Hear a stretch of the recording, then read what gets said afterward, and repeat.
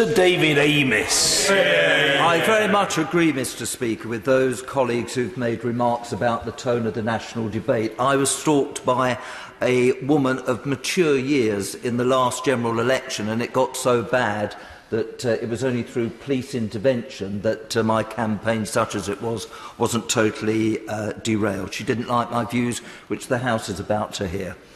When the result of the referendum was announced, I was elated and surprised. I never wanted us to join the European Union in the first place. I felt de Gaulle had done us a favour in originally refusing our membership, and we did. When we eventually joined in the first place, I thought we were always on the back foot. So, Mr. Speaker, I voted in the first referendum where my personal view was roundly defeated. Now, the result of the 2016 referendum was, for me, a dream come true and a moment of liberation shared by the majority of my constituents. 2 years on, though, I am heartily sick of the word Brexit, who invented the word, and am less than pleased with the way we have gone about the process of leaving the European Union. Like all of us in this chamber, I love my country, and for me that country is the United Kingdom. There are a number of reasons why I cannot support this agreement, and one of those reasons that it threatens the integrity of the United Kingdom. Now, I'm not interested in what goes on the benches opposite, but I'm very interested in what goes on in my own party.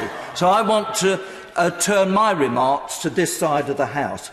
I cannot express forcefully enough how disappointed and even angry I am at the whole process and the way it has been handled over the last 2 years. It was a former Prime Minister, David Cameron, who gave us the opportunity to vote in the referendum in the first place, and I think he should have seen it through to the end. We ended up with a new leader, and it's transpired that the 3 senior members of the government were all on the Remain side.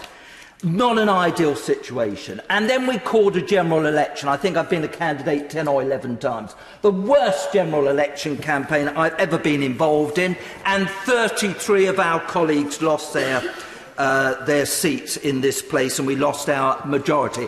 Again, not an ideal situation halfway through the negotiation process. I, in common with most members of the House, have had no input into the terms of the negotiations. We were told at the outset that there would be no running commentary. Well, there certainly has, and I've been hugely excluded from this process. This agreement, to me, is not a political solution, but it has been put together and agreed by unelected people. The resignation of not just 1 but 2 Brexit secretaries says it all, and I was particularly struck by the strictures of my right honourable friend, the member for Esher and Walton, when leaving office, and he said, "I cannot reconcile the terms of the proposed deal with the promises we made to the country in our manifesto in the last election. We should never have agreed the terms of the negotiation in the first place. Fancy giving away £39 billion before we've actually started the process." Now, the continent of Europe confronts a growing crisis which could yet cause the collapse of the European Union. In this country, unemployment now stands at 4.1%, its lowest level since 1975. Contrast that to Spain and Italy, where Italy's national debt is €2.5 trillion. The country is heading towards bankruptcy. In Greece, the membership of the Eurozone has wiped out businesses, jobs and entire industry. In Malta, someone was murdered because they were investigating corruption. Romania and Bulgaria, corruption flourishes. Look at France, we've had 10 people murdered there. In Germany, social democracy is on the wane. In Belgium, the Prime Minister resigned before Christmas because of chronic unemployment. And if colleagues want to know more about it, they should read the excellent article by Peter Oborne. Recently, a report was published by my former colleague Lord Lilly. His co-author was the General Secretary of Labour Leave. In this report, 30 points were made about leaving on WTO terms. I believe the points dealt more than adequately with Project Fair and I absolutely support what they said. As Sir Rocco Forte said in a recent article, inward investment into the United Kingdom in the first half of 2018 was the second highest in the world after China and ahead of the USA and Germany. For me, the vote to leave was fundamentally, Mr. Speaker, about opportunity.